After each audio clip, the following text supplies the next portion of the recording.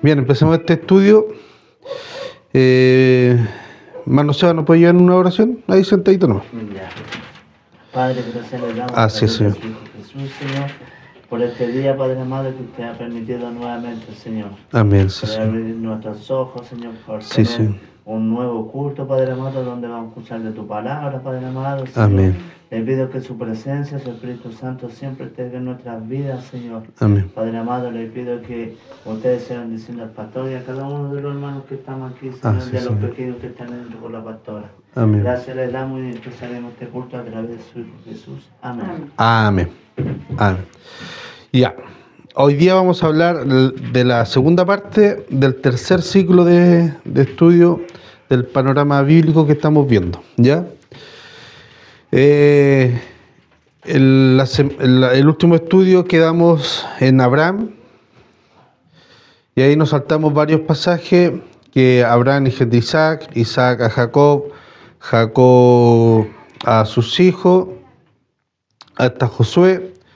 De ahí por la hambruna la familia de Jacob se van hacia Egipto porque había una hambruna grande. Josué lo acepta, se quedan ahí, le dan un lugar, después pasa el tiempo, lo que llegaron al principio la familia de 70, que eran entre los hijos, las cuñadas, los esclavos y todo, eran 70 personas, llegaron a ese lugar y pasó el tiempo, se quedaron y fueron sirvientes de la ciudad de Egipto, ¿ya? Entonces llegamos hasta la aparición de Moisés, ¿ya? Un relato bien rápido, vimos capítulos, fuimos saltando varios capítulos. Entonces, tras la segunda renovación del pacto de Abraham, o Moisés, porque también vimos las diferentes renovaciones del pacto de Dios hacia Abraham, ¿ya? Vimos primeramente cuando lo saca de su ciudad, después cuando le hacen guerra el rey Abimelech, si no me equivoco, y capturan a Lot y a la familia de Abraham. Ahí Dios también hace un pacto con él, ¿ya? Y luego, cuando Dios le pide que ofrezca el sacrificio a Isaac, ahí también Dios renueva el pacto. Entonces, tras la segunda renovación del pacto, las generaciones de Abraham, vimos que avanzamos muy rápido, y de Abraham saltamos a Isaac como el heredero de la promesa, luego a Jacob, que le sigue a Isaac, y así hasta Josué, ¿ya? Perdón, hasta José, ¿ya? Entonces, vemos que ellos forman el núcleo, los hijos de Jacob forman el núcleo de las 12 tribus de Israel, ¿ya? De los 12 hijos, tenía 12 hijos Jacob, de ahí nacen las 12 tribus. Entonces estas 70 personas llegan a ese lugar y pasan aproximadamente 400 años desde que una pequeña familia de 70 miembros exploran y se expanden en el territorio egipcio. Entonces para eso vamos a ir a Éxodo, segundo libro de la Biblia, Éxodo capítulo 1. Versículo 7. Éxodo capítulo 1, versículo 7, quien lo pueda leer. Y los hijos de Israel fructificaron y se multiplicaron, fueron aumentados y fortalecidos en extremo, y se llenó de ellos la tierra. Y se llenó de ellos la tierra. Versículo 9, Nico. He aquí el pueblo de los hijos de Israel es mayor y más fuerte que nosotros. El 10, sigue con el 10. Ahora pues, seamos sabios para con él, para que no se multiplique y acontezca que, viniendo guerra, él también se una a nuestros enemigos y pelee contra nosotros, y se vaya de la tierra.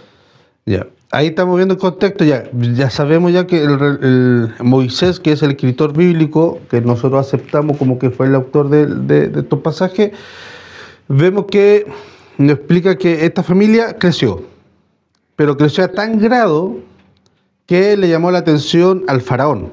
Y el faraón, lo que tú acabas de leer, versículo 9 y 10, es el relato del faraón que habla. diga, hagamos algo con esta gente, no vaya a ser que se junten, hagan alianza con otros y vengan en guerra después de nosotros, ¿ya? Entonces le llama la atención y se asusta por el crecimiento que ha tenido el pueblo de Israel. Manayana, versículo 11 al 14. Dice, entonces pusieron sobre ellos comisarios de tributos, que los molestasen con sus cargas, y edificaron para Faraón las ciudades de almacenaje, Pitón y Ramesés. Pero cuanto más los oprimían, tanto más se multiplicaban y crecían, de manera que los egipcios temían a los hijos de Israel, y los egipcios hicieron servir a los hijos de Israel con dureza, y los amargaron su vida con dura servidumbre, en barro y ladrillo, y en toda labor de campo, y en todo su servicio, al cual los obligaron con rigor. Amén. Amén. Hasta el 14. Amén. Entonces, ahí nos damos cuenta el contexto que estaba viviendo ahora esta nación que era libre, que llegó con hospedaje y que era la familia del segundo mando del pueblo de Egipto, porque venía el faraón y después venía José. Esa era la importancia que tenía José en ese entonces. Algunos dicen como el segundo, como el vicepresidente de una nación. Sí y no. ¿Por qué? Porque el vicepresidente no tiene algunas atribuciones que tienen en un estado como de un faraón. El faraón y el segundo mando decidía quién vivía y quién no. Podía decidir qué familia podía prosperar y quién no. Ese era el nivel de autoridad que tenía el faraón y que tenía José. Y a pasar de eso, con el tiempo murió José, todo eso se fue olvidando y esta familia que llegó libre y que tenía un gran prestigio dentro de la nación pasó a ser esclava. Y pasó a ser servidumbre, pero este cumplimiento de la promesa que Dios le había hecho a Abraham. Le había dicho, mira, yo te voy a dar descendencia, pero tu pueblo, tu nación va a pasar un tiempo de servidumbre. Y aquí es donde se está cumpliendo esa parte de la profecía o esa parte del pacto que Dios hizo con Abraham, ¿ya? Que iba a pasar por servidumbre. Y los maltrataban y lo oprimían y le hacían dura el trabajo. Y del 15 en adelante leemos, y habló el rey de Egipto a las parteras de las hebreas, una de las cuales se llama Cifra y la otra Fua, y le dijo, cuando asistas a las hebreas en sus partos, veáis el sexo, y si es hijo, matadlo, y si es hija, entonces que viva. Entonces, en esa preocupación, no tan solo de que hacerlo sufrir, de sentirlo en que está en una condición constante de esclavitud, de que son inferiores, también llegó a este hecho de genocidio, de matar a todos los hombres, perdón, a todas las mujeres. ¿Por qué sentido? Para que no se reproduzcan. Pero ahí me confundí. No eran los niños. Eran los niños, sí. Y si es hijo, matarlo. ¿Por qué razón? Para que no se reproduzcan y tampoco no tenga tanta fuerza en caso de guerra. Porque ellos lo que temían, el faraón, lo que temían era que un día esta gente se levante en contra de ellos. Y que lo que pelean y tienen más fuerza son los hombres. Entonces, al bajar el nivel de mano de guerra que podía tener el pueblo de Israel, ahí lo tenían un poco más controlado. Entonces, la excesiva carga de trabajo, la tortura constante, más el genocidio de varones, en cierta medida el faraón se estaba cuidando la espalda. Si lo miramos en términos humanos, era un buen control de sosegar o someter a un pueblo, ¿ya?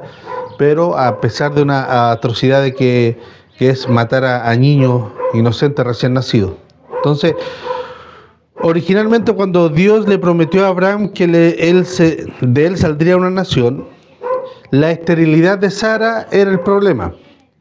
No sé si se acuerdan que vimos los años, entonces la esterilidad de Sara era el problema humanamente para que esa promesa se cumpliese. Ahora, como emigrantes o inmigrantes que viven en Egipto, la explosión demográfica de Israel se convierte en la amenaza de la promesa del cumplimiento del pacto. ¿Por qué razón? Porque ellos estaban creciendo tanto que el faraón decidió achicarlo. Entonces, entre menos gente, ¿cómo se va a formar una nación? Ese era el concepto. Entonces, ahí se presenta el nuevo problema humanamente, desde la perspectiva humana, de cómo Dios puede cumplir esa promesa. Ya sorteamos el tema de que Sara era estéril. ¿Cómo va a nacer prole? Ahora estamos sorteando el tema de que a lo mejor el pueblo puede desaparecer en manos de una nación opresora. Entonces, ¿cómo vamos a llegar a ser nación si llevamos 400 años de servidumbre y ahora este faraón está empezando a matar a nuestros hijos? Entonces, en un muy duro entorno y malvado genocidio es donde nace un varón que 80 años después se convierte en el agente de Dios que reemplaza a Abraham para llevar el cometido. Y no tan solo eso, sino que será quien libra al pueblo. ¿De qué estamos hablando aquí? Estamos hablando de Moisés. ¿Ya? Entonces, este bebé, conocido en el mundo, en su mundo por el nombre de Moisés, es adoptado de una forma providencial de Dios, adoptado por la hija del faraón, tras de una serie de circunstancias que Dios provee para que llegue el hijo a las manos de la hija del faraón. Por tanto, Moisés se cría en la corte faraónica, o sea, el élite de la élite. Es como que, no sé, pues a ti, Nico, tu mamá ya está chato de ti, te envuelve, te amarra y te deja botado por allá por Lo Barnechea. Dios lo escuche. Por Lo Barnechea. Y llega una niña de un gran empresario, una de las familias más ricas de este país, te toma y ya no estudiaste ¿cómo se llama? El Alejandro Fleming, sino que te metió a estudiar al nido de águila. ¿Ya? Entonces, amén. Entonces, es ahí donde se cría Moisés. Se cría el élite de la élite del pueblo de Egipto. Ahora, irónicamente, el luchador que va a luchar, valga la redundancia, por la libertad de Israel, lleva el nombre de varios reyes egipcios. Moisés es un nombre egipcio, como Ham-Mose y Tutmosis, ¿ya? Aunque Moisés a Han-Mose y Tutmosis no se parecen mucho, pero si lo pronunciáramos en el idioma egipcio, tiene mucha similitud. Y llevan los mismos nombres de estos hombres. Entonces, aquí se crea una particularidad, una característica primordial en Moisés, que tiene dos rasgos. Es de raza hebrea, pero como la anoté acá, pero de la cultura egipcia. Voy a escribir con el rojo mejor porque el negro ya. Pero su cultura es egipcia. Creo que ahí. ¿Ya? ¿Y él, de hijo de quién fue? Es hija de una israelita. ¿Que estaba ahí? No, que estuvo, como habíamos dicho, que cuando tenía un bebé, una mujer israelita, iban parteras habían parteras que trabajaban para el gobierno egipcio. Entonces el faraón le dijo a las parteras, a dos que acabamos de mencionar, que cuando nazca un hijo lo maten y cuando nazca una hija lo dejen vivir. Entonces una de las parteras asistió al nacimiento de Moisés, pero tuvo temor de matar. Entonces lo que hizo, la escondieron. Entonces cuando venía este genocidio, iban a descubrir que le escondieron, corría el riesgo Moisés y también toda su familia. ¿Por qué? Porque desobedecieron un mandato del faraón. Entonces lo que hizo la mamá, lo escondió, lo metió en un pesebre, o sea, en una cunita como Moisés que se conocen ahora, de mimbre, y lo tiró por el río Nilo.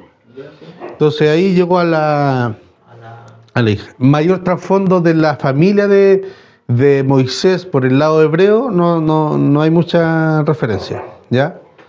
Pero nació de ahí. Entonces, de raza es hebreo, pero su cultura es egipcia. Entonces lleva esas dos mezcla este libertador, ¿ya? Desde ahí que fue encontrado por la hija del faraón, tras 40 años de vivir dentro de la dinastía faraónica, Moisés rescata a un esclavo. Él iba paseando y ve que un guardia egipcio está haciendo abuso de poder con un esclavo hebreo y él lo defiende, pero en ese forcejeo lo mata al egipcio. Mata al egipcio, entonces él en su desesperación huye de Egipto y se va al desierto y llega al monte Sinaí. ¿Ya? Denme un segundo. Llega al monte Sinaí. En ese lugar se casa con una mujer madianita y pasarán otros 40 años. Desde que llegó a la casa de Faraón a cuando salió de Egipto corriendo, fueron 40 años. Desde que se casa con esta mujer al siguiente hecho, que vamos a ver ahora, pasan otros 40 años. Ahí ya tenemos 80 años, ¿ya? Desde que se casó con esta mujer madianita, trabajó para su suegro, ganándose la vida como pastor de ovejas, cuidando el ganado de su suegro. Y para eso vamos a ir a Éxodo capítulo 3, versículos 2 y 3. Nico y hermano Seba, Éxodo 3, versículo 4. Nico, 2 y 3. Y se le apareció el ángel de Jehová en una llama de fuego en medio de una zarza. Y él miró, y vio que la zarza ardía en fuego, y la zarza no se consumía. Entonces Moisés dijo, iré yo y veré esta grande visión, por qué causa la zarza no se quema. Ya. Entonces, como dijimos que vamos a hacer aquí como, supongamos, esto es una cunita del pesebre, ¿ya? El Moisés donde esconde. Ocupe su imaginación acá, ¿ya? Ya, no. Esto es clase de estudio bíblico, no de dibujo, así que. Entonces, desde acá, desde que. Y aquí lo vamos a hacer un niño, ahí ya queda más claro, ¿no ves? Entonces, de aquí hasta que huye, no vamos a dibujar, vamos a poner huye al desierto, son 40 años. Y desde que huye se casa con esta mujer hasta el relato que leyó el Nico, que se le aparece la zarza ardiente, son 40 años. ¿Qué es una zarza? Un arbusto, la zarza, pues, cuando vaya al sur, sacan la zarzamora, zarzamora, es lo mismo, ¿ya? Entonces, y aquí vamos a poner hagamos que esto es un arbolito con el ardiendo, ¿ya? Cuando sacan del ki. Ya, ahí aparecen 40 años. Ahora, en este relato hay dos cosas muy importantes. Primero, le llama la atención a Moisés, ¿qué cosa? Que estaba ardiendo esa zarza, pero no se consumía. Esos arbustos o esa planta o esa vegetación son muy buenas ¿para qué? Para iniciar el fuego, porque prenden rápido y se consumen rápido. Y eso es lo que le llamó la atención acá a Moisés. Ahora, en el relato bíblico, en la historia bíblica, el fuego se toma para dos cosas muy importantes. Uno, para juicio, y el otro para santificación. Para dos cosas. El fuego en el relato bíblico lo podemos asociar para dos cosas muy importantes de parte de Dios. Una para juicio, para muerte del pecador, y otra para santificación, para muerte de nuestro pecado. ¿Ya? Por ejemplo, un ejemplo rápido que se pueda venir a la mente con juicio en parte de fuego, Sodoma y Gomorra.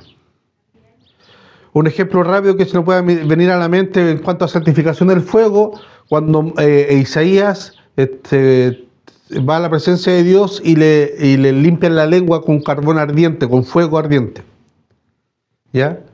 Y los serafines que estaban en el templo que veía la visión de Isaías eran como fuegos, volaban de un lado a otro. Entonces, cuando nosotros vemos este tipo de fuego, aunque es lo que aquí estamos leyendo lo que Moisés vio, lo que él experimentó.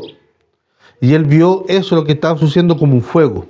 A lo mejor por el calor que irradiaba, por la luz que irradiaba, por muchas otras características, a lo mejor fue fuego para él. ¿Ya? Ahora, eso no quiere decir que esté equivocado o no, es lo que él vio. ¿Ya? Lo que él puede explicar humanamente y que también nosotros podamos entender lo que él vio. ¿Ya? Pero en la Biblia encontramos esas dos características para el fuego. ¿Ya? Entonces, eso es lo que le llamaba la atención. Ahora el versículo 4, hermano Seba. Viendo Jehová que él iba a verlo, él iba a ver. Lo llamó Dios de en medio de la zarza y dijo: Moisés, Moisés. Y él respondió: heme aquí. Amén. Entonces aquí Dios revela dos cosas muy importantes a Moisés. ¿Ya? Aparte de lo que nosotros podemos concluir en el relato bíblico o en la historia bíblica con el tema del fuego, aquí Dios le da dos características muy importantes a Moisés. Primero, ¿qué cosa? Que el lugar a donde él está es tierra santa. ¿Ya? Ahora, ¿qué es lo que hace que ese lugar sea santo? La presencia de Dios. En el desierto, en una zarza insignificante, estaba la presencia de Dios y por eso es lo que hace ese lugar santo. Y segundo, revela también su identidad, porque leemos un poco más adelante, dice: yo soy el Dios de tu padre, el Dios de Abraham, el Dios de Isaac, el Dios de Jacob. ¿Ya? Entonces, revela la importancia y la magnitud de la santidad de Dios, de que a donde Él está, ese lugar automáticamente es santo. Ya no hay que hacer un proceso, no hay que hacer cambio de uso de suelo, no hay que limpiar, no. Él a donde está, automáticamente es santo. Entonces, ahí podemos ver el nivel y la gravedad de la santidad de Dios, que Él solamente a pisar un lugar, a estar en un lugar, eso ya se transforma automáticamente santo. Entonces, la santidad y también su identidad. ¿Qué cosa? Que no es un Dios desconocido, que no es un Dios que está recién apareciendo en escena, sino que evoca y también puede traer al recuerdo, aunque sea muy pequeña edad, y le trae la historia pasada que carga en los hombros de este Dios, el Dios de Abraham, el Dios de Isaac y el Dios de Jacob. Entonces, Moisés, a ser educado dentro de la corte faraónica, lo más probable, y estoy 100% seguro, que también estudió la historia de cómo esa nación de israelitas llegaron a ese lugar. Entonces le tuvieron que hablar que llegó un día Jacob junto con su familia. ¿Por qué? Porque era el padre de José. ¿Quién era José? Uno de los grandes legisladores de la nación egipcia. ¿Y de dónde nació Jacob? Él nació de Isaac. ¿Isaac de dónde nació? De Abraham. Entonces lo más probable, porque era una cultura muy educada, con mucha información, lo más probable es que sí le contaron la historia y estudió la historia de Abraham, Isaac y Jacob. ¿Ya? Entonces, dime. ¿Y qué pasó con el otro que tuvo ahora? Ismael. Sí. Ya, él se fue y abrió otra nación, abrió en un sentido, hizo otra nación por otro lado, que es el pueblo palestino. Pero son dos historias que van en paralelo, ¿ya? Entonces, no es que nunca existió, sino que como el relato bíblico cuenta esta historia, entonces el otro no es importante, lo menciona, pero no es importante para el relato bíblico, ¿ya? Entonces, la zarza ardiente, no el fuego de juicio, que como lo habíamos mencionado, sino la santidad de Dios. Y también aquí hay otra cosa importante en medio de este fuego ardiente. Le da una encomienda, ¿ya? Le da una encomienda o un encargo a Moisés en esa zarza ardiente. ¿Ya? Hermana Yarna puede leer Éxodo 3 del 8 al 10. Dice: y he descendido para librarlos de la mano de los egipcios y sacarlos de aquella tierra a una tierra buena y ancha, a tierra que fluye leche y miel, a lugares del cananeo y del emeteo y del amorreo y del fereceo y del heveo y del jebuseo. Dice: y el clamor pues de los hijos de Israel ha venido delante de mí, y también he visto la opresión con los que los egipcios los oprimen. Ve por tanto ahora, y te enviaré a Faraón, para que saques de Egipto a mi pueblo, los hijos de Israel. Amén. Entonces, en el tercer ciclo, vemos que Dios se presenta a Abraham primeramente como su escudo, cuando fue atacado por el rey y tomaron preso a Lot y a su familia. Luego de eso se presenta a Abraham, se revela como su proveedor, ¿ya? Cuando le pide a Isaac como sacrificio. Y aquí con Moisés, él se presenta primeramente como el Dios de Abraham, el Dios de Isaac, el Dios de Jacob, y también más adelante, versículos 14 y 15, como el yo soy el que soy. Versículos 14 y 15, que en abreviado es el yo soy. ¿En letras grandes? Sí, Nico, ¿qué es lo que dice 14 y 15? Y respondió Dios a Moisés: yo soy el que soy. Y dijo: así dirás a los hijos de Israel: yo soy, me envió a vosotros. Además dijo Dios a Moisés: así dirás a los hijos de Israel: Jehová, el Dios de vuestros padres, el Dios de Abraham, y Dios de Isaac, y Dios de Jacob, me ha enviado a vosotros. Este es mi nombre para siempre. Con él se me recordará por todos los siglos. El yo soy. ¿Ya? Que en el original, recordemos que en el lenguaje original del pueblo de Israel no habían vocales. No existían las vocales. Después al final, con el tiempo se fueron a agregar. Entonces, el yo soy es el Yahweh, el tetragrama, el tetragramatón, el Yahweh, que en hebreo se escribe así, con una comilla, una N, una I y una N. Yo soy, pero se lee de acá hacia acá. Recuerde que así se lee el hebreo, de izquierda a derecha. O sea, de derecha a izquierda. Nosotros leemos de izquierda a derecha. El Yahweh. ¿Ya? Este es el nombre del yo soy que le da Dios. Y este nombre es muy importante porque abarca todo. Yo soy el principio, yo soy el final, yo soy el alfa, el omega, yo soy el que soy. Entonces, ahí se revela con este gran nombre que después este nombre pasa a ser sagrado para la nación de Israel. Pasa a ser tan sagrado que cuando Jesús vino aquí a la tierra, y él decía: yo soy la puerta por el yo soy de los 7 yo soy de Jesús, era como meterle el dedo en la herida al orgullo de los fariseos, porque ¿qué se está diciendo? Cuando Jesús decía yo soy, está diciendo que ese yo soy, él era el que le habló a Moisés en la zarza ardiente, diciéndole: yo soy el que soy. Entonces esa zarza ardiente vino a ser personificada en Jesús, el yo soy. Pero para ello, ¿cómo es posible eso? Si el yo soy es Jehová, el Yahvé, el Yahweh. Entonces está diciendo que él, ese carpintero, era el gran Dios todopoderoso, ¿ya?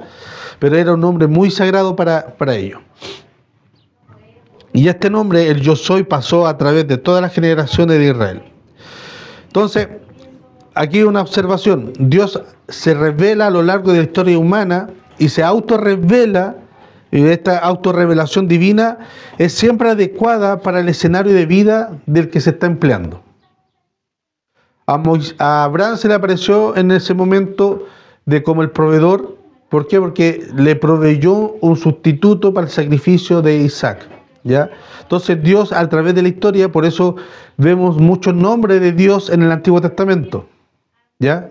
El Rafa, Nise, Kadosh, el Adonai, hay muchos nombres. ¿Por qué? Porque esos nombres revelan ciertas particularidad de Dios que se va presentando a nosotros en cierto tiempo, ¿ya? Ahora, vamos a ver la proliferación del pecado desde lo individual hasta la nación, ¿ya? Abraham vivió hasta los 175 años. De igual forma fue Isaac, Jacob y José.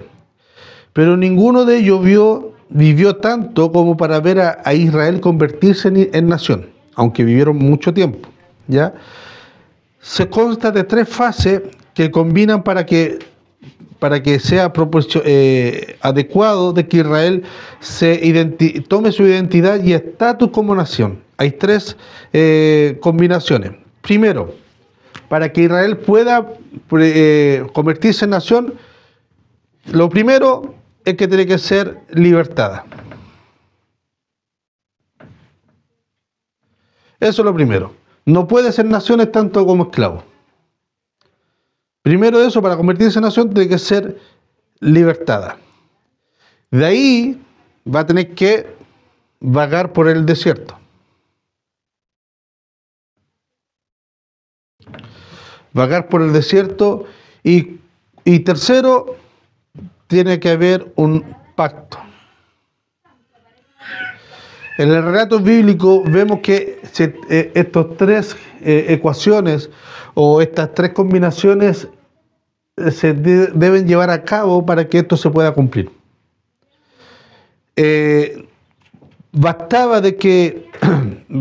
Podía bastar de que solamente fuera libertada y sacada de Egipto para que fuera nación, sí, pero primero tenía que haber un trabajo en las personas. En Dios.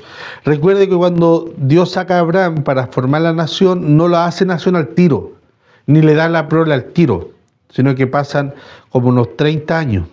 ¿Por qué? Porque primeramente tenía que Dios inculcar en su corazón y en la mente de Abraham de quién era este Dios, que no se igualaba a ninguna otra cosa que él había vivido o había servido en el pasado, ¿ya? Entonces, en otras palabras, antes de que Israel sea rescatada, era un variopinto de esclavos, o sea, una multitud de esclavos muy diferente.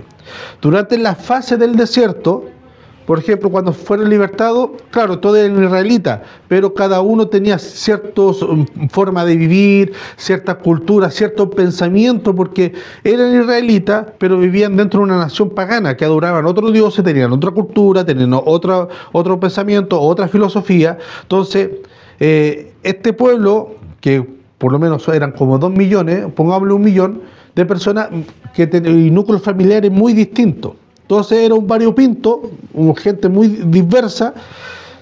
Entonces para eso, en la fase del desierto, Israel empieza a desarrollar una identidad propia como pueblo, a unificar el pensamiento, a unificar la filosofía, a unificar la cosmovisión y también el servicio de adoración. Y finalmente en el monte de Sinaí, Dios establece a la nación única, ¿ya? Entonces, veamos el primer punto, que es liberar. Moisés libera al pueblo de Israel de Egipto. Cuando escuchamos el nombre de Moisés, ¿qué se le viene a la mente a ustedes? A Moisés. La imagen, la figura que se le viene a la mente. Que recorrió todo el desierto. ¿Ya? Como 20 años El Mar Rojo, claro, los milagros, todo eso. Y también que era con las tablas de la ley. El gran legislador, que era el hombre que dio la ley a su nación. ¿Ya? Ocupaba muchas otras cosas, que era simplemente que lo ocupaba como a Moisés como el liberador.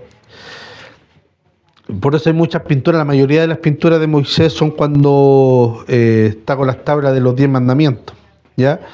Pero la narrativa del libro de Éxodo nos relata que algo muy poco distinto. Moisés es primordialmente el gran libertador. Era el salvador de la nación. Ese era primeramente el primer oficio de Moisés para la nación de Israel, como el gran salvador, ¿ya?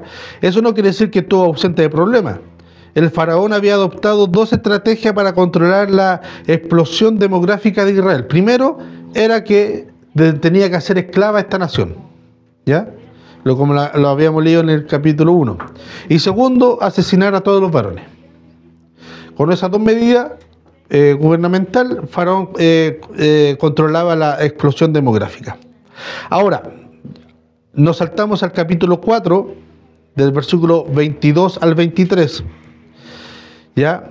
Que dice así: y dirás a Faraón, aquí que le está hablando Dios a Moisés. Capítulo 4, versículos 22 y 23. Y dirás al Faraón: Jehová ha dicho así: Israel es mi hijo, mi primogénito. Ya te he dicho que dejes ir a mis hijos para que me sirvas, mas no has querido dejarlo ir. He aquí, yo voy a matar a tu hijo primogénito. ¿Ya? Aquí ya Moisés pasa la prueba de presentarse a la nación de Israel, para que lo aceptaran como el libertador, para que lo pudieran seguir.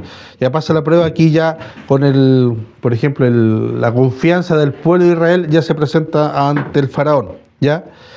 Entonces, aquí está clara y justa aplicación de los principios de aquella época, que en latín se dice el lex talionis, o ojo por ojo, diente por diente, porque el faraón había castigado por mucho tiempo y había matado el primogénito varón de muchas familias israelitas, ¿ya?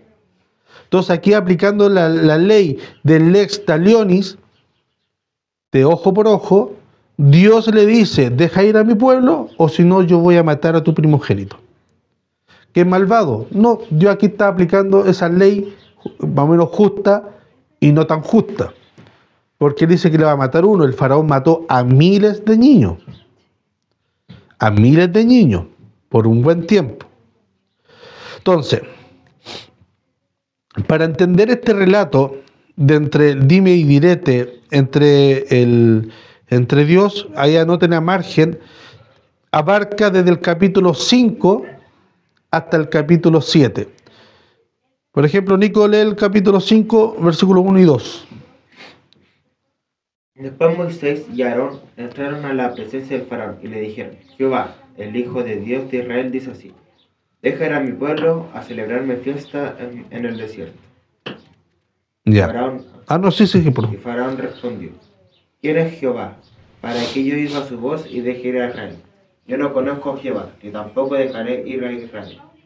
Y ellos dijeron: el Dios de los hebreos nos ha encontrado. Iremos pues ahora, camino de 3 días por el desierto, y ofrecemos sacrificios a Jehová nuestro Dios, para que nos venga sobre nosotros con peste y espada.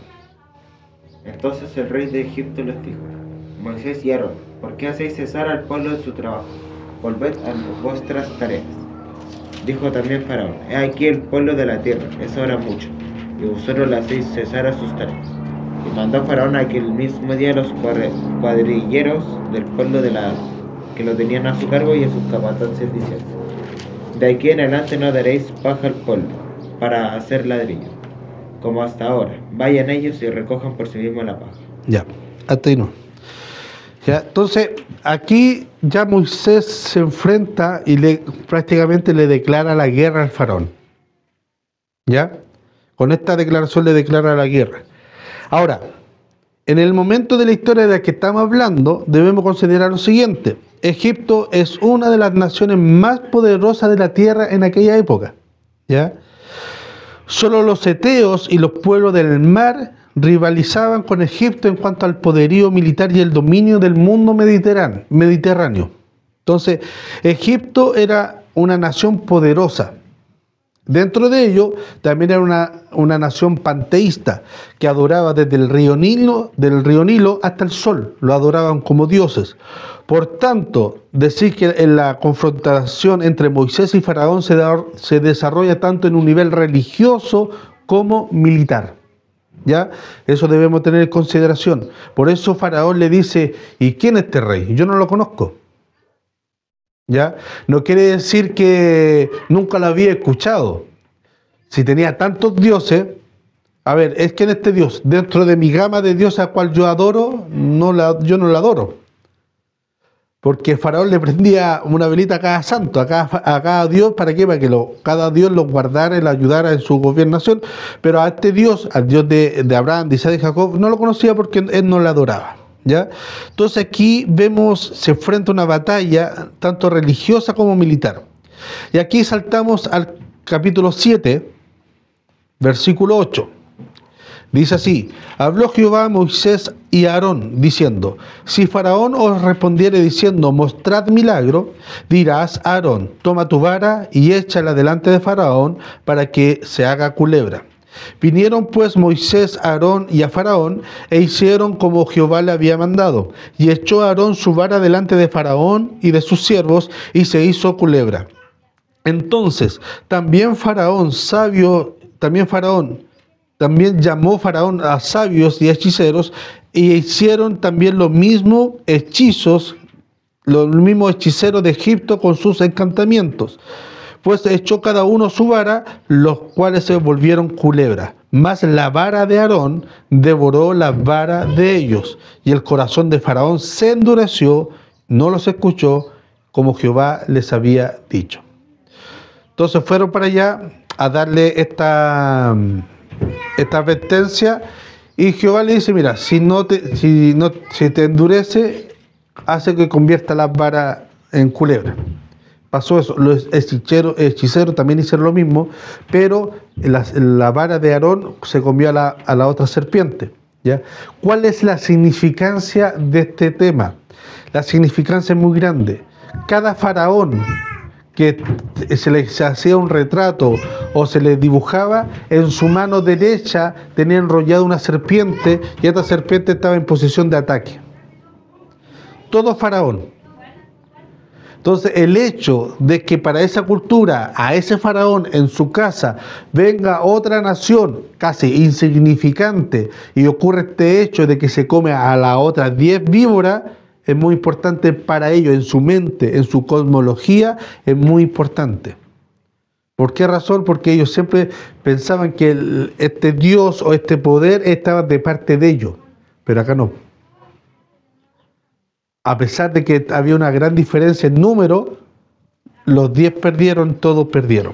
Entonces, vemos que en este hecho bien importante, ya se está hablando no tan solo de poderío en número, sino que también de poderío en cuanto al Dios verdadero, ¿ya?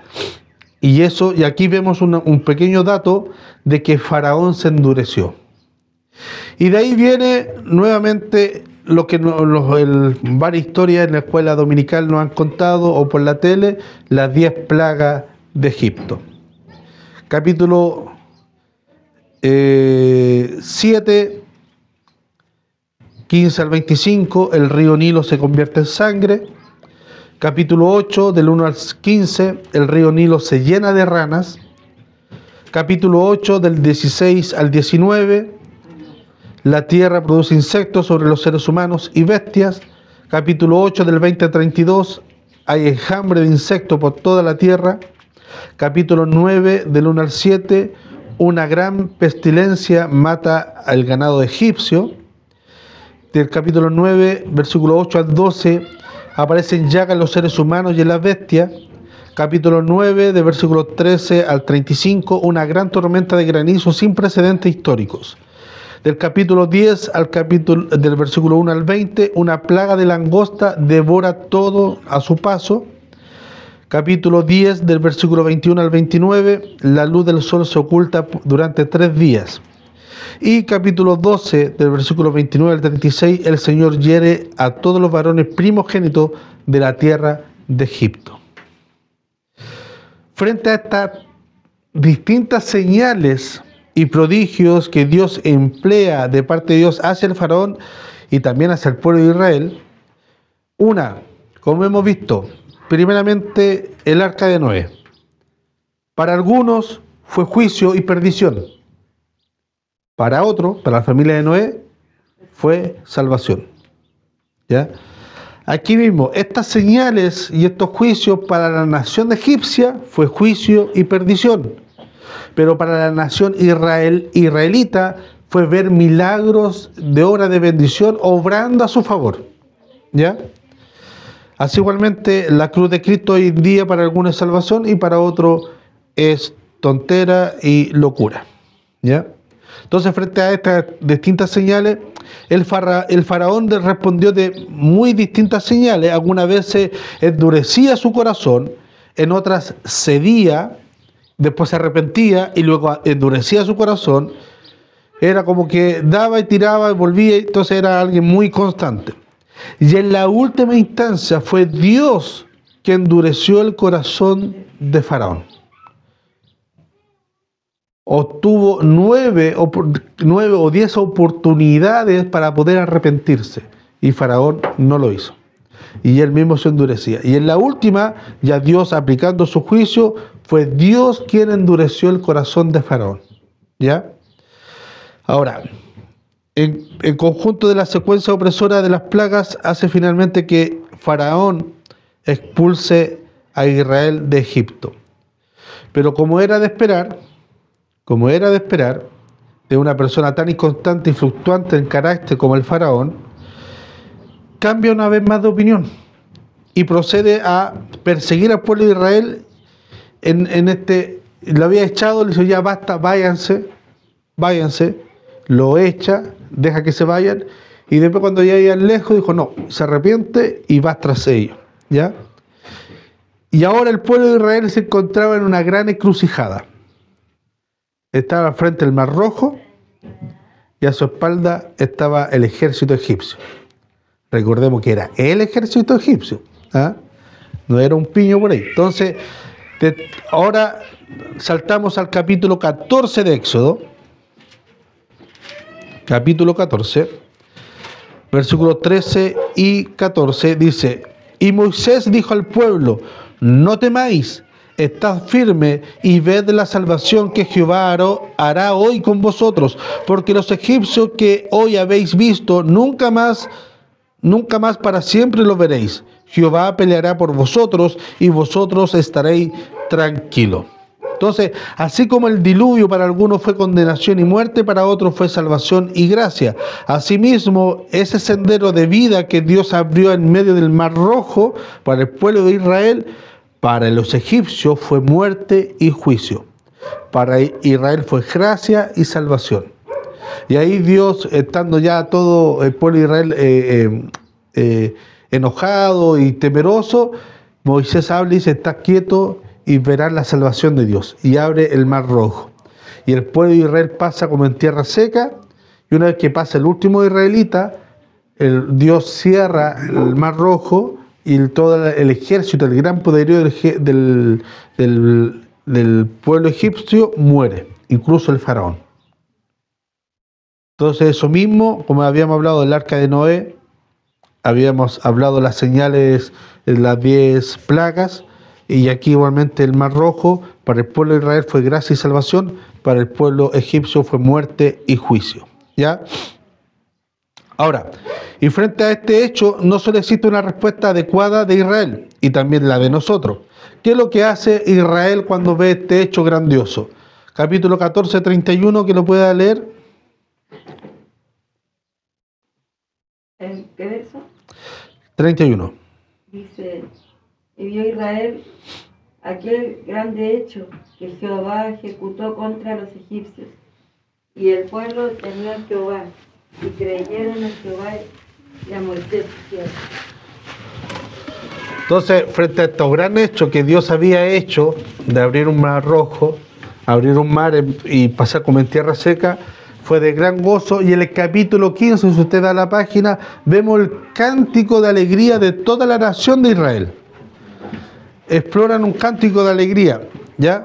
De alabanza, y es una alabanza nacional, y dice así una parte de la estrofa, capítulo 15: cantaré yo a Jehová porque se ha magnificado grandemente, ha echado en el mar el caballo y al jinete. Jehová es mi fortaleza, mi cántico, y ha sido mi salvación.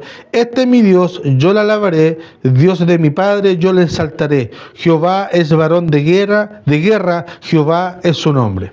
Es una estrofa del cántico, ¿ya? ¿Qué pasó con la esposa de Moisés? No, Moisés, la esposa de Moisés se quedó con el papá. En esta peregrinación habló con ella y él se quedó allá y después va a buscar a su esposa, ¿ya? ¿Y Moisés tenía hijos? No dice el relato bíblico. No dice. Ahí no puedo decir ni sí ni no. Lo que puedo decir es pasapalabra. ¿Ya? Ahora, Si nosotros podemos ver, si hay algo que nosotros podemos ver en este relato bíblico, es lo siguiente, que nosotros pensamos muchas veces que el corazón caprichoso es una condenación únicamente o característica del faraón. Estamos equivocados, ¿ya? Lo que vamos a ver de aquí en adelante es que esta condición, esta característica es de todo ser humano, de ser caprichoso, ¿ya? Mire, el capítulo 15 empieza con cántico de ¿qué? De alabanza, ¿cierto? Ya.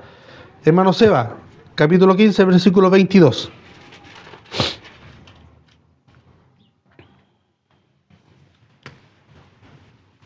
¿El agua amarga? ¿Sí? E hizo Moisés que partiese Israel del Mar Rojo, y salieron al desierto del sur. ¿Está bien? ¿Sí? Y salieron al desierto del sur. Anduvieron 3 días por el desierto sin hallar agua, y llegaron a Mara, y no pudieron beber la agua de Mara, porque eran amargas.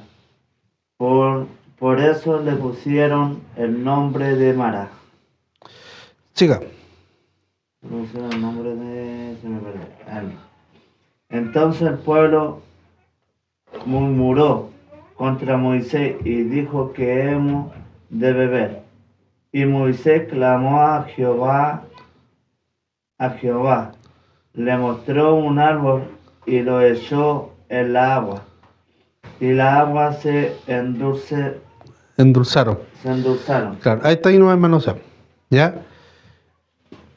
Capítulo 15, versículo 1, empieza con alabanza de gratitud. Capítulo 15, versículos 22 al 25, encontramos un alegato.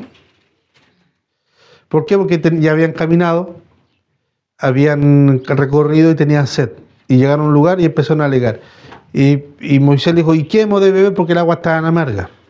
¿Ya? La alabanza de gratitud fue sustituida por murmuración. Recordemos, una cosa es alegar algo legítimo, pero otra cosa es murmurar. El murmurar siempre va de la mano con el desconformismo y también con la ingratitud. ¿Ya? Entonces se empezaron a murmurar y se quejaban y eran ingratitud. Después de este hecho, más o menos de las alabanzas a beber esta agua, el alegato, transcurrió un mes. ¿Ya? Más o menos. ¿Ya? De ahí nosotros podemos saltar al capítulo 16, versículo 1, y dice lo siguiente: partió luego de Elim toda la congregación de los hijos de Israel y vino al desierto de Sin, que está entre Elim y Sinaí. Y a los 15 días del segundo mes, después de que salieron de Egipto, ya estamos aquí más o menos 2 meses y medio, dice del segundo mes, los días 15, ¿cierto? Entonces, 2 meses y medio. Desde que cruzaron el Mar Rojo, ¿ya? Desde que salieron de la tierra de Egipto. Y toda la congregación de los hijos de Israel murmuró contra Moisés y Aarón en el desierto, y le decía a los hijos de Israel: ojalá hubiéramos muerto por mano de Jehová en la tierra de Egipto, cuando nos sentábamos en las ollas de carne, cuando comíamos pan hasta saciarnos, pues nos habéis saciado y nos habéis sacado a este desierto para matarnos de hambre a toda esta multitud. ¿Ya? Ya. Salieron, un mes después, queja. Un mes y medio de esa queja, otra queja más. ¿Ya? Y Dios ahí también le proveyó. ¿Ya? Ahora, Éxodo 17, del 1 al 3. 17 del 1 al 3 leemos: toda la congregación de los hijos de Israel partió al del desierto de Sin por sus jornadas, conforme al mandamiento de Jehová, y acamparon en Refidim. Y no había agua para que el pueblo bebiese. y altercó el pueblo con Moisés. O sea, aquí ya la cosa ya no es un alegato, ya no es, oye, pucha, sé que me gustaría, mira, si es posible. No, altercó. Aquí ya tenemos el tercer hecho, de altercar. En un tema legal es como que yo demandara a Dios judicialmente por este hecho. Y dijeron, danos agua para que bebamos. Y Moisés le dijo, ¿por qué altercáis conmigo? ¿Por qué tentáis a Dios? Así que el pueblo tuvo sed y murmuró contra Moisés y dijo, ¿por qué nos hiciste subir de Egipto para matarnos de sed a nosotros, a nuestros hijos y a nuestro ganado? Este coro constante de gratitud se hizo costumbre en la nación en pleno. Ya no era de un grupo, ya no era de una familia, de un sector, era toda la nación que era constantemente de ingratitud. Y fue el principal motivo por el cual Dios también prolongó su estadía en el desierto. ¿Ya? Por eso lo hizo estar 40 años y no como el plan inicial. ¿Por qué razón? Porque tenía que sacar esa mala raíz de ingratitud. Y en cada uno de estos alegatos, en cada uno de estas señales, Dios proveyó significativamente. ¿Ya? Primero, en el alegato del agua que estaba amarga, ¿qué es lo que hace Dios? Dice, pesca esa rama y tírala al agua.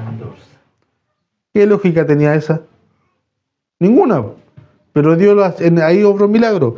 Tenían hambre, ¿cómo proveyó Dios? Con codorniz y con maná del cielo. Y le dijo, no guarden para mañana, porque se va a pudrir. Cada día y cada día mandaba el maná para ese día. O sea, cada día comían pan fresco, calentito. ¿Ah? Pero algunos porfiados, que lo que hacían, guardaban. Y al otro día había tanto movecido podrido. Entonces proveyó con maná y codornices. Maná del cielo. Sin hacer nada, caía maná del cielo. Eso era algo maravilloso, po. Sin trabajar, sin amasar, sin hacer nada. Maravilloso, bendición, milagro de Dios. Pero después altercaron porque tenían sed y tenían hambre y lo trajiste aquí para echarnos a morir, pobrecito. ¿Y qué es lo que provee Dios? Agua de la roca. Que le dice a Moisés, golpea la roca y ya va a salir agua. De una roca, pues, hermano. Entonces, pero aún así, el pueblo de Israel porfiaba. Viendo todas las señales. Y no solamente estas 3 señales en el desierto, viendo las 10 plagas o los 10 milagros desde la visión de este lado, esos milagros. Para egipcio eran plagas y era juicio, pero para la nación israelita eran 10 milagros que Dios hizo a favor de ellos. Y ver el mar rojo.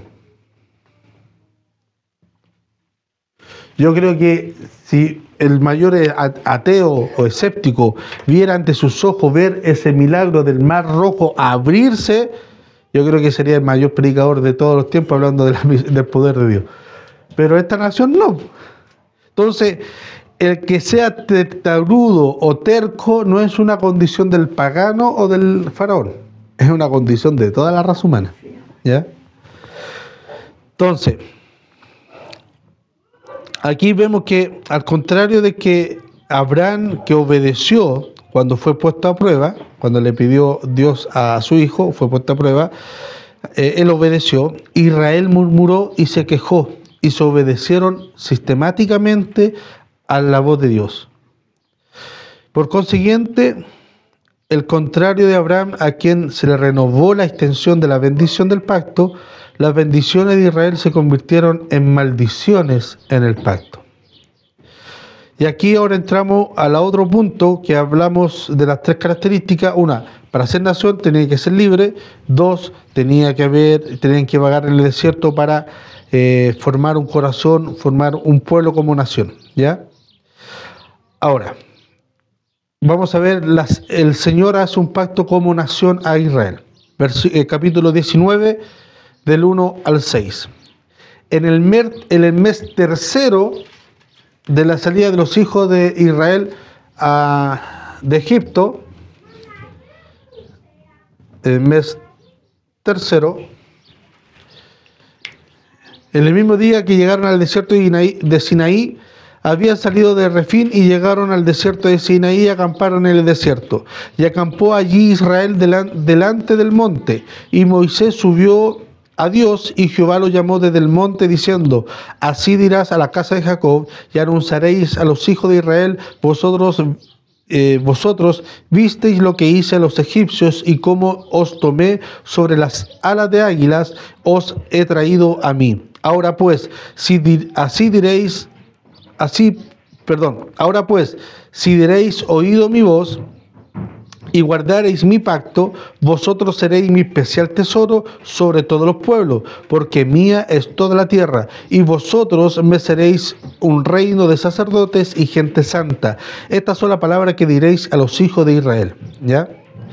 Entonces, en este momento crucial donde Dios ya empieza a hacer el pacto con Israel, vemos una diferencia en cuanto al pacto. Porque Dios aquí dice lo siguiente, versículo 5: ahora pues, si diereis oído a mi voz y guardáis mi pacto, vosotros seréis mi especial tesoro. Aquí hay una condición implícita. Como decir, si tú oyes y pones en práctica, vas a ser mi especial tesoro. A diferencia con Abraham, Dios no le puso condición. Era un pacto incondicional. Aquí lo que vamos a ver ahora es un pacto condicional. Es un pacto totalmente distinto al pacto abrámico, ¿ya? El primer pacto que fue dado a Abraham, denominado pacto abrámico, es un pacto incondicional. Así en el monte Sinaí, en el monte de Dios, que se llama al mismo monte de distinto nombre, monte Sinaí o monte de Dios, Él convierte la promesa anterior de que va a ser una nación, la convierte en un pacto de nación. Este pacto establece algunos parámetros que vamos a ver, ¿ya? Y ahora vamos a entrar en la formación del pacto.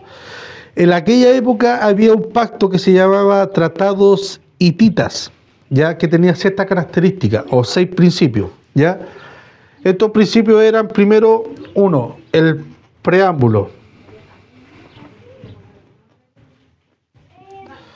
Primero, la condición de este pacto, de estos tratos o de estos tratados internacionales, había un preámbulo. Luego, un prólogo histórico.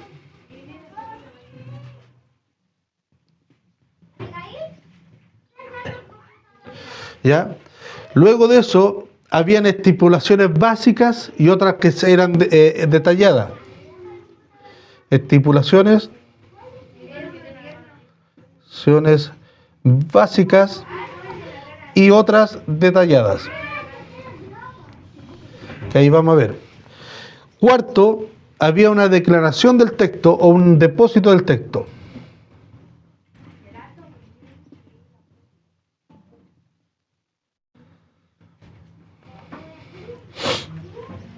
Quinto, se nombraban los testigos de ese pacto.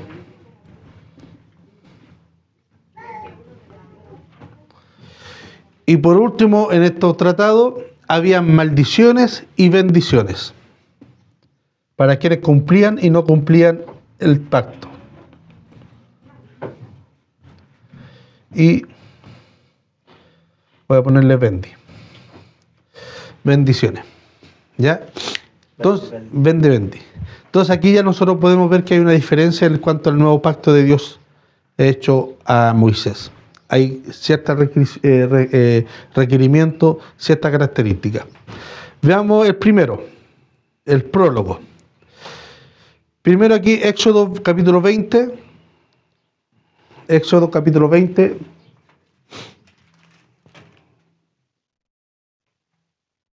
Del 1 al 2. Nico, por favor. Y habló Dios de todas estas palabras, diciendo: Yo soy Jehová tu Dios, que te saque de la tierra de Egipto, de casa de servidumbre. Ya. Primero el prólogo, aquí lo que nos está diciendo, este pequeño prólogo, nos deja en claro la diferencia no es un trato entre iguales, no es un trato que uno hace a la par, es un trato de alguien superior con alguien inferior. Y le dice, yo soy Dios, aquel que te saqué de la servidumbre. ¿Quién era el único que podía sacar a alguien de la servidumbre? A alguien mucho mayor, incluso mayor del mismo dueño que era el esclavo. Por ejemplo, si tú tienes un esclavo y yo soy mayor en ti en rango social, yo tengo la autoridad para sacar a ese esclavo de tu poder. Alguien igual no podía, y alguien inferior a ti tampoco podía. ¿Ya? Entonces, aquí ya dejan claro que hay una diferencia. No es un trato entre igual. Este trato, este pacto, este tratado internacional, por así decirlo, no es un trato entre igual, sino que hay alguien superior y hay un vasallo. ¿Ya? Tenemos el preámbulo. ¿Se cumple el primer requisito? Sí, preámbulo. ¿Cuál es el preámbulo? Es que es un contrato no entre iguales, sino que alguien superior a alguien inferior. El prólogo histórico. Éxodo capítulo 20, versículo 20. Dice así. Se me perdió acá. Y Moisés respondió al pueblo, no temáis, porque para probarnos vino Dios y para que su temor esté delante de vosotros, para que no pequéis. ¿Ya? Este pequeño y resumido prólogo, creo que aquí me equivoqué en la cita, así. Deme un segundo. Sí, no era 20, era capítulo 20, pero versículo 2. ¿Ya? Dice, yo soy Jehová tu Dios que te saqué de la tierra de Egipto, de casa de servidumbre, no tendrás dioses ajenos delante de ti. Este pequeño prólogo histórico abarca muchas cosas. ¿Ya? Abarca desde Éxodo capítulo 1 al capítulo 18, cuando Dios empieza a gestionar el plan de liberar al pueblo de Israel, pero abarca más allá, abarca hasta Génesis 12, cuando Dios saca a Abraham desde su parentela para formar la nación. ¿Ya?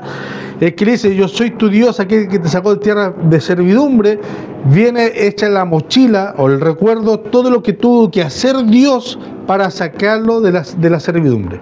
¿Ya? Ese pequeño párrafo nos sirve tanto como el prólogo y el prólogo histórico. ¿Ya? El preámbulo y el prólogo histórico. De la casa, lo que yo soy Jehová que te sacó de la casa de servidumbre. Entonces, para la mente hebrea, que recordemos que en esa época se contaba la historia literalmente en palabras, ya se contaban, le traía a la memoria todo eso, todo lo que había pasado, todo lo que había sucedido. Entonces, y ambas se ve el poder de Dios trabajando a favor de la nación para que pueda ser liberado. Entonces, el prólogo histórico en esta breve explicación sí se cumple. Segundo, las estipulaciones. Recordemos que en este punto hay dos escalones, como está la básica, estipulaciones básicas y estipulaciones detalladas, ¿ya? En el primer escalón, que es la básica, encontramos el decálogo. ¿Qué es lo que es el decálogo? Los 10 mandamientos. Entonces, de aquí aprendemos básica. ¿Cuáles son? Los 10 mandamientos. Ahí encontramos las estipulaciones básicas, los 10 mandamientos, ¿ya? Estas estipulaciones supervisan dos cosas: la relación de Israel con Dios, que prohíbe el politeísmo, la idolatría y los juramentos, y ordena un día de reposo obligatorio para adorar a Dios. Entonces regula eso, regula el politeísmo y la idolatría. En general, estas condiciones básicas prohíben la falsa adoración, ¿ya? Y también la conducta poco ética. Ahí nosotros vamos a ver, por ejemplo, veamos estos 10 mandamientos, los 3 puntos, del versículo 7, dice, capítulo 20, versículo 7, dice, no tomarás el nombre de Jehová tu Dios en vano, porque no dará por inocente Jehová al que tomare su nombre en vano. Acuérdate del día de reposo para santificarlo. 6 días trabajarás y harás toda tu obra, mas el séptimo día es día de reposo. Para Jehová tu Dios no hagas en él obra alguna, ni tu hijo, ni tu hija, ni tu siervo, ni tu criada, ni tu bestia, ni tu extranjero que esté dentro de tus puertas, porque en 6 días hizo Jehová los cielos y la tierra, el mar y todas las cosas que en ellos hay, y reposó el séptimo día. Por tanto, Jehová bendijo el día de reposo y lo santificó. ¿Ya? Ahí vemos estos 3 primeros mandamientos, vemos la relación con Dios. Primero, no tomarás el nombre de Jehová en vano. Y más arriba, el versículo 3 empieza, no tendrás dioses ajenos delante de mí, no harás imagen ninguna. Estos 3 mandamientos hablan y regulan mi adoración hacia Dios. Y los otros mandamientos que van de 3 en 3 regulan mi condición social. ¿Ya? Entonces, regula el tema ético del ser humano. Entonces, lo que podríamos decir que los 10 mandamientos son, en una frase lo podemos resumir, son estipulaciones monoteístas éticas. ¿Ya? Que hablan solamente a un Dios y que es ético en mi conducta. Entonces, las estipulaciones básicas en el pacto mosaico se suelen, o están estipulaciones detalladas. Por ejemplo, capítulo 20, versículo 13, que es lo que dice, no matarás. ¿Cierto? Sí. Eso es una estipulación básica. Si nosotros vamos al capítulo 21, versículo 12, ¿qué dice?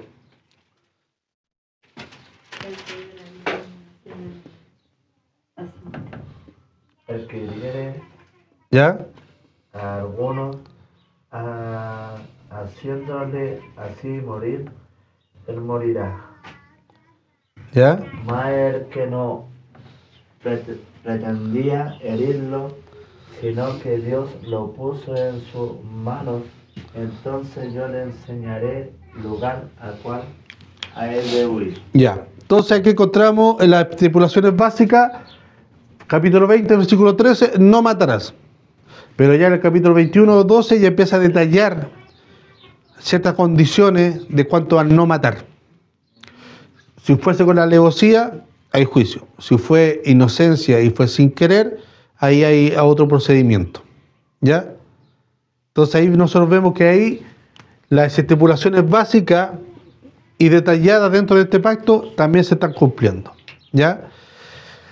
Ahora, la declaración o depósito del texto, nosotros podemos leer en capítulo 25, del versículo 20, del 1 al 22, para que ustedes lo enmarquen ahí, o lo anoten a pie de página, no tengan miedo de rayar su Biblia también y hacer anotaciones. Éxodo capítulo 25, del 1 al 22, dice, esta caja, conocida también, que habla ahí sobre el arca del pacto.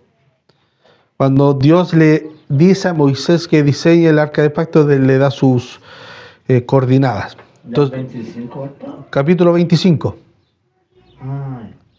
Capítulo 25, del versículo 20, del 1 al 22.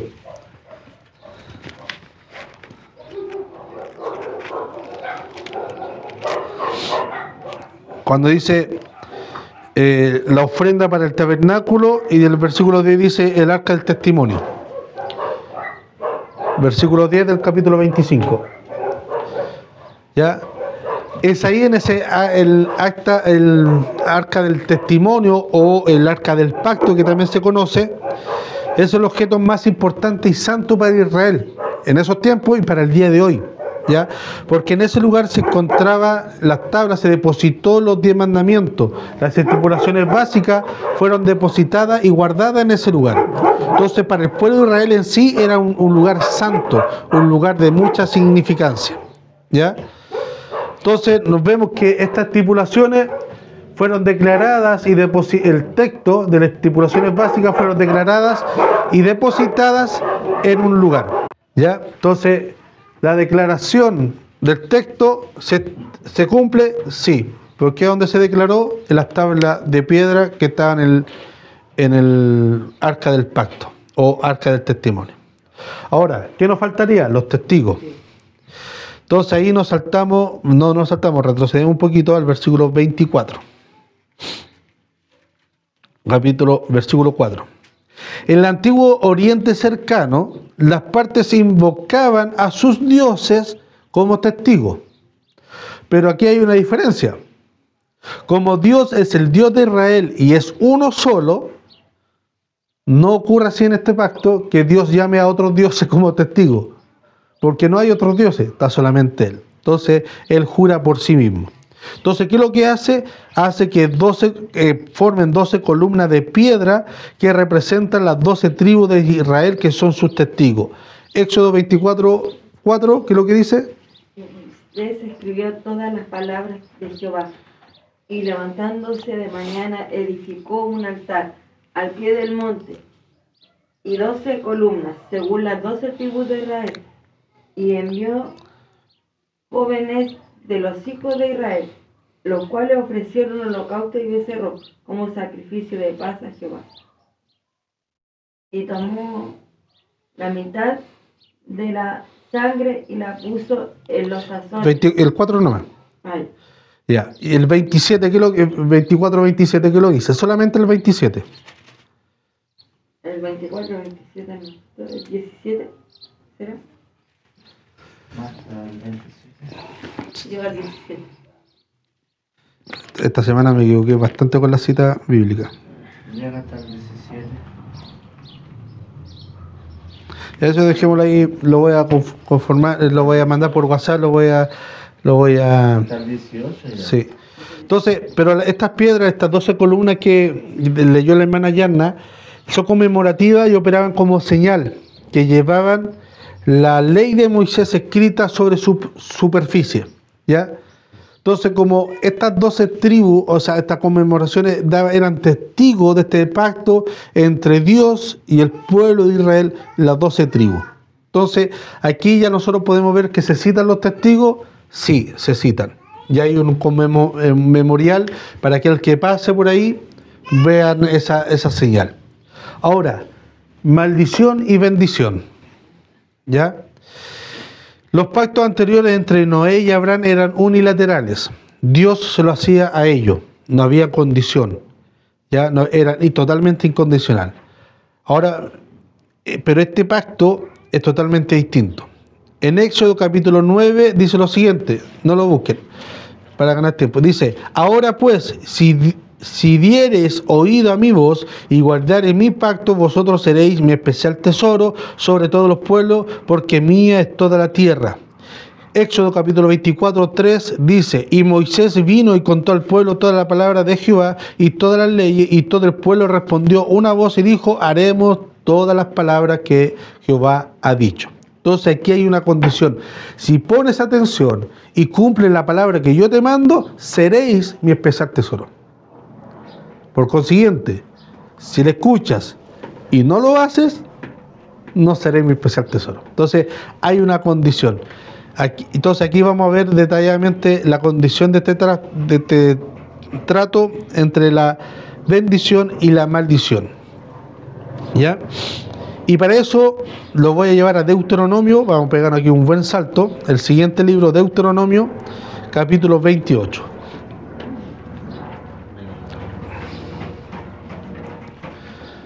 Deuteronomio, capítulo de Levítico, Número y Deuteronomio. ¿Cuál? Capítulo 28. Es el quinto libro, el último libro del Pentateuco. Está Génesis, Éxodo, Levítico, Número y Deuteronomio.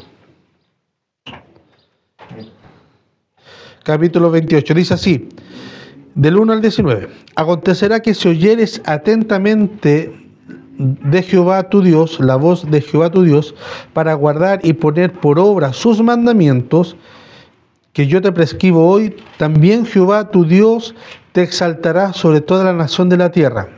Aquí ya vemos que hay condiciones, hay condicionamiento, ¿ya? para que pongan atención en la lectura. Dice: vendrá sobre ti todas estas bendiciones, te alcanzarán si oyeres la voz de Jehová tu Dios.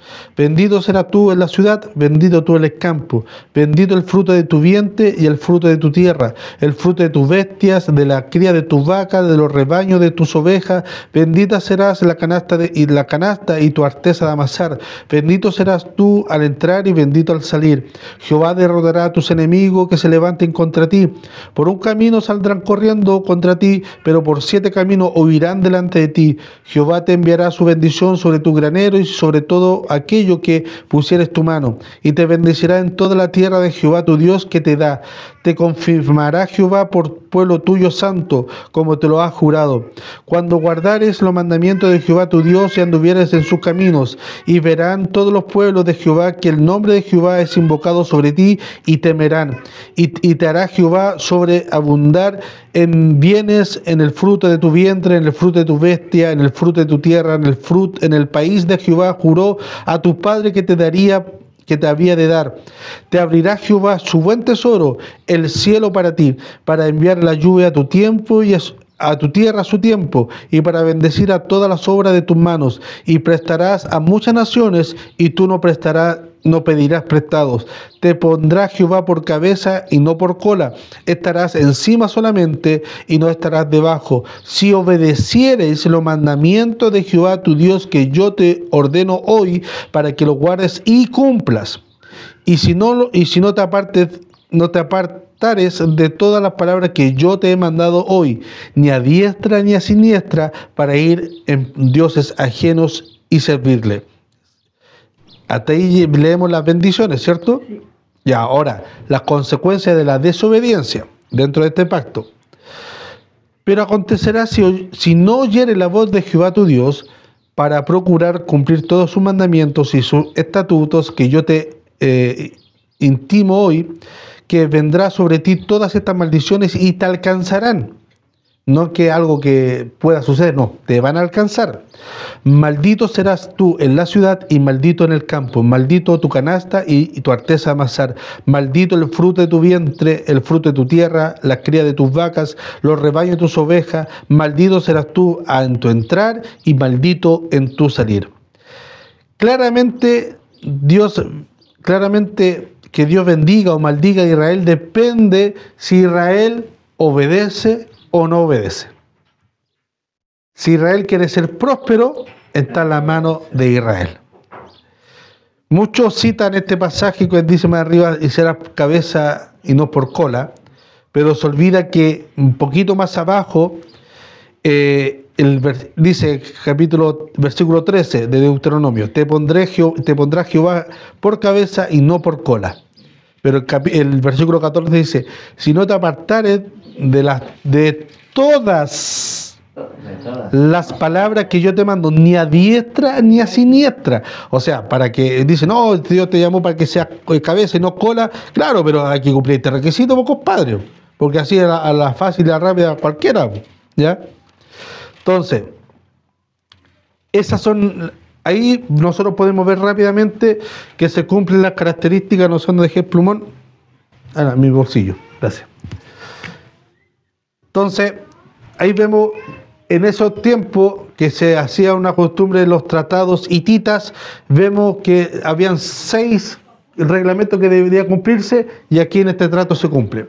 Y la gran diferencia es que este pacto es condicional. Si tú haces esto, yo te voy a bendecir. Si no lo haces, jodiste. No hay bendición, no esperes nada bueno. ¿Ya? Entonces, aquí podemos ver el juicio. ¿Cuál fue el juicio de Dios frente a la desobediencia? Cambió el término de los tratos. Antes era incondicional, ahora no. Si Israel quería ser próspero, tenía que obedecer. Si no, no espera otra cosa. Y también el juicio era que estuviera vagando por el desierto. Estuviera deambulando mucho tiempo en el desierto. Entonces, en el monte Sinaí, Dios le recordó en Éxodo que Él era Jehová que los sacó de la tierra de Egipto, o sea, que le mandó plagas y prodigios y milagros para ellos, los hizo caminar en tierra seca por el Mar Rojo, les dio de beber y comer una y otra vez en el desierto, columna de fuego en la noche, columna de nube de día, dio un pacto como nación en el monte Sinaí y por mucho tiempo reveló su gloria a través de la nación de Israel. Y el pueblo le dijo en Éxodo capítulo 24, versículo 7, dijo, y tomó el libro del pacto y lo leyó a oído del pueblo, el cual dijo, haremos todas las cosas que Jehová ha dicho y obedeceremos. O sea, ellos aceptaron el pacto, el trato, en ese momento. Pero el pueblo a lo largo de todo el tiempo coqueteó una y otra vez con otros dioses, pololeó mucho tiempo con la ingratitud, a lo largo del camino se volvió una y otra vez la característica primordial del pueblo de Israel, la ingratitud y la desobediencia hacia Dios. Entonces, es increíble contemplar que por el resultado del fracaso de Israel en su negociación a ser guiado por el Señor en Canaán, la tierra que había prometido Abraham al principio de este siglo, o sea, de este siglo con Abraham, Dios le había prometido, y esa promesa que a lo mejor se veía frustrada mucho rato por la esterilidad de Sara, ahora ya Israel lo está viendo. ¿Pero a qué costo? Al costo de que sufrió mucho, vagó mucho tiempo y vieron y sobre todo aquellas personas, aquella generación de que salió de Egipto, ninguna de ellas entró a la tierra prometida. Y ahí nosotros podemos ver el libro de Números, donde ya estaban con Josué, estaban por entrar y enviaron un espía, uno por cada tribu, para que sea un poco más equitativo el tema, a ver cómo era la tierra. Y de los 12 que fueron, solamente 2 trajo buena noticia, porque los otros se asustaron, ¿no? Que eran gigantes, que estaban muy armados, que mucha gente, mucha guerra. Nuevamente venimos acá a puro morir, devolvámonos mejor. Pero solamente 2 dijeron, no, con Dios de nuestro lado podemos vencer. Entonces, durante 40 años Israel puso a Dios a prueba. Endureció su corazón en Meriba y en Masa. Repusieron el mensaje de las señales nuevamente. Por consiguiente, Dios reprobó a toda una generación y le prohibió, poder entrar en la tierra de reposo. ¿Ya? ¿Se acuerda de la línea del tiempo que hicimos primeramente? El Moisés, con el canasto con Moisés, a la zarza, a huir de Egipto. Fueron 40 años, ¿cierto? De la huida a la zarza ardiente, 40 años. Desde que salieron de Egipto hasta cuando por fin llegaron a la tierra, 40 años más. Vagaron por el desierto. ¿Ya? Es mucho tiempo. Humanamente, es mucho tiempo. Pero aún así, Dios prometió que iban a llegar a Canaán y lo cumplió. El tema es que estos 40 años últimos hubiesen sido más cortos si no fuese por la porfía de esa generación que salió. Y la generación que salió de Egipto hubiese llegado sin ningún problema a Canaán. Pero producto de la porfía y de renegar una y otra vez contra Dios, Dios de 40 días lo alargó a 40 años. No porque no tuvieran Waze, ni ocuparan GPS y Moisés era un pésimo guía turístico que lo hizo caminar en el círculo, sino que simplemente el juicio de Dios fue ese. Y es más, nosotros leemos en los relatos bíblicos que dice que ni la ropa ni el calzado se desgastó. Vieron el cuidado de Dios, pero aún así renegaban una y otra vez. Y esa condición no solamente la vemos en el faraón, sino que también la vemos en el pueblo de Israel. Y esa lección para nosotros en este estudio debe ser marcada. Debe ser marcada para nosotros, que muchas veces, a pesar de las circunstancias, Si estamos en manos de este Dios, Él siempre va a cuidar y va a proveer para nosotros. Y no debemos temer.